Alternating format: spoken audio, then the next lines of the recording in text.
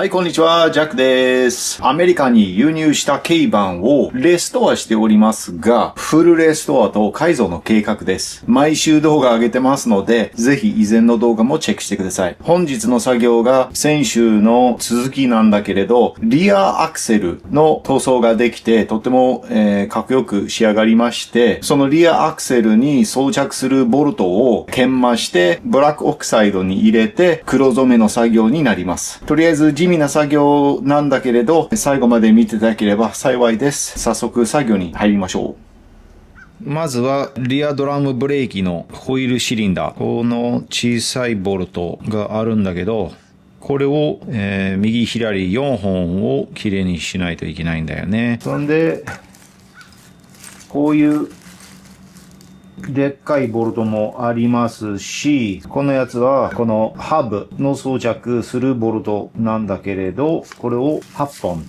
そしてリアドラムブレーキのブレーキラインのボルトです。あとはブレーキシューのピンを4本ちょっと綺麗にしようかな。せっかくやるんだったらさ、ね。やればいい。この全部研磨しないといけないです。長い作業になると思うけど、とりあえず頑張りましょう。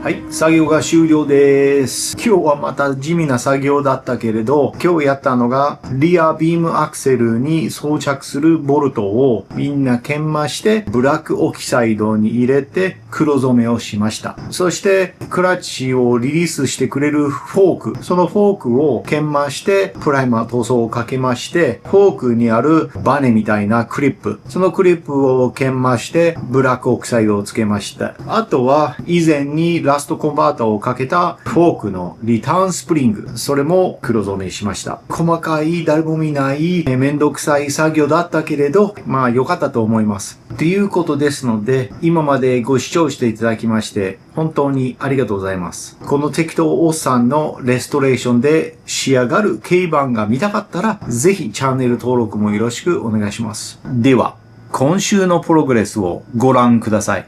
その前に、整備士の薬。乾杯。